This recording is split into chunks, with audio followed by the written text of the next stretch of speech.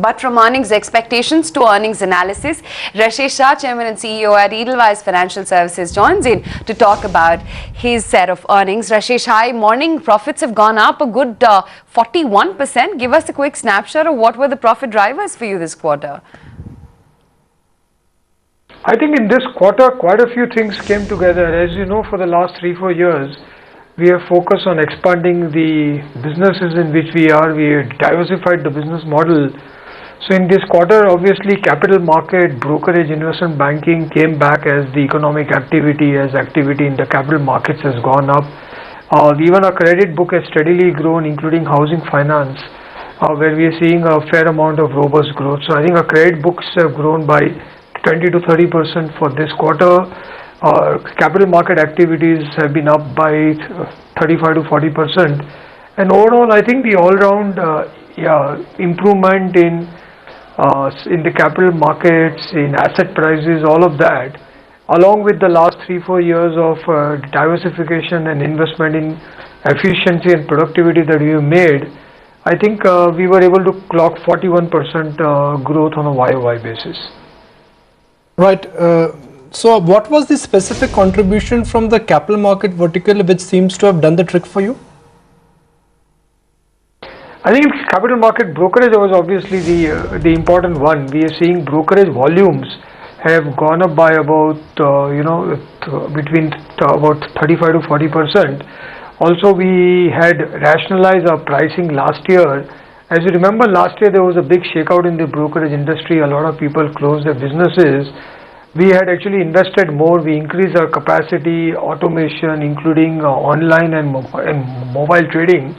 And along with that, we had also rationalized our offering for various customer segments. And I think in this quarter, all that came together. So brokerage has been a leading one. Investment banking has also been a contributor in this quarter. Though I think the key contribution for investment banking will come in the next few quarters as the IPO market and other capital raising activity really gets underway in a big way. So Rashesh, looking at the good times ahead, what according to you would be your capital requirements for FY15? See, we are fairly well capitalized. As you can see, we have more than 3,000 crores of equity base, and our gearing is slightly under 4x. So we have a fair amount of, we can go up to 6x gearing. So we can grow about another 40-50% in the balance sheet terms without having to raise capital. Though we will require to raise NCDs and debt, which, as you know, we have done in the last year. Last year we raised one NCD issue and we raised one sub-debt issue of 400 crores. So we might raise another 500 to 700 crores of NCDs in the coming year. But from an equity point of view, we are fairly well capitalized for the next 3 years. If I look at the PAT number, what you've reported for the quarter gone by, it stands at about 78 crore. You're confident, you're sounding bullish. Can I safely assume that what you've reported for the quarter gone by is just the beginning of good times and we could be looking at a profit of at least 350 crore for FY15? It's hard to give an exact estimate because we are also starting, to invest in businesses, especially our insurance business and the credit businesses. So we will also start investing. I think the last year we were harvesting a lot of the investments we had made earlier. So it's hard to give an exact profit after tax, and we don't give any formal guidance. But I think I would expect that our idea is for the next 3-4 years. Idea is to grow at between 25 to 35% a year on a consistent, stable and sustainable manner. And given the breadth of businesses we have between commodities, capital markets, credit as well as asset management, I am fairly confident we should be able to achieve that. Your prop book historically has been a significant contributor to your total profitability. What's the update there? I think the treasury business, as we call it the balance sheet management unit, like the banks have a treasury unit, and for us the treasury unit has been about 15 to 18% of our total book size, and it contributes about 10 to 15% of our total gross revenue. Our idea out there is to have about couple of thousand crores of very liquid assets, including government securities and bonds. and use that to efficiently manage your treasury and make about 150 basis point NIM on that book. So for example, our credit book gives us about 400 to 500 basis point NIM. The treasury book gives us about 150, but the treasury book is very liquid, allows us to do all our liquidity management very well. So I think we have consistently been doing that, and I would expect we will continue to have that size of the book, and if we can make 150 basis point NIMs on that, we'll be very happy.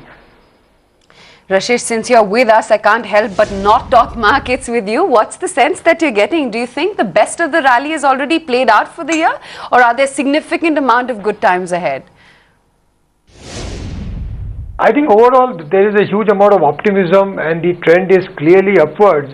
Though as you correctly said, the market, the phase one of the rally, which has been the last couple of months, there has been huge amount of FII inflows that have happened.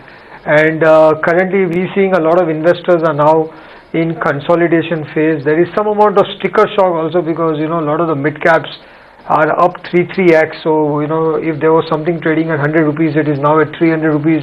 So I think there is a bit of sticker shock, a bit of consolidation. Also, I think a lot of investors want to see the month of August, especially from the rains point of view, because it's going to be very important how rains, the last couple of weeks have been very positive on the rainfall front, but we need another 3 weeks of information on how rainfall throughout the country has been to decide whether this year is going to be a drought like 09 or is going to be a deficient rainfall like in 12. We are hoping it is closer to 12, in which case your agri prices and other inflationary conditions will be under check. But I think the next 3 weeks are very critical, and I think all the investors are in wait and watch mode. August is also a holiday season for a lot of international investors. So I would expect the next few months we should be in a sideways consolidation phase with a 5% up or minus, either up or down in the market. And I think the second quarter earnings and some really reforms from the government will be an important catalyst after that. Rashesh, let's talk about valuations. What is your take on earnings? Because the earning picture for Q1 is split right in the middle. ITs where the surprises, banks and some engineering companies is where the disappointment is. Yes, and as I said, I think the expectations are for an economic revival on India growth story. Currently, we're still seeing earnings is fairly robust for international oriented companies, global market oriented companies like IT and pharma, and we are seeing that the investor interest in that is still robust. And as I said, I think second quarter and third quarter are going to be very important. Currently, what we are seeing, Nikunj, sentiment is very positive, liquidity is very positive. Global liquidity and Indian liquidity is as good as I've seen in the last few years. So strong liquidity, very strong sentiment, but earnings and fundamental are still not there on the Indian front. And I think another 3 to 6 months is where investors will wait and watch. And I expect to see some improvement in Q2, but a significant improvement in Q3 for investors to get confidence that what these sentiment and liquidity conditions were foretelling is actually showing up in the earnings and fundamentals also. Okay, Rashesh, good chatting with you, and thanks so much for taking time out and speaking with us today. Thank you. I just want to mark Coal India because that's the one which is really taking it on the chin. It's at the bottom end of the Nifty today. You've also got big